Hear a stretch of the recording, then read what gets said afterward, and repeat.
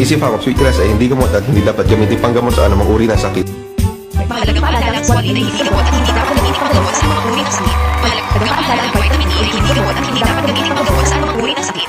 Mahalagang paalala, ang New White ay hindi gamot at hindi dapat gamitin panggamot sa anumang uri ng sakit. Mahalagang paalala, ang Morisec ay hindi gamot at hindi dapat gamitin panggamot sa anumang uri ng sakit. Mahalagang paalala, ang Spiridia ay hindi gamot at hindi dapat gamitin panggamot sa mga uri ng sakit.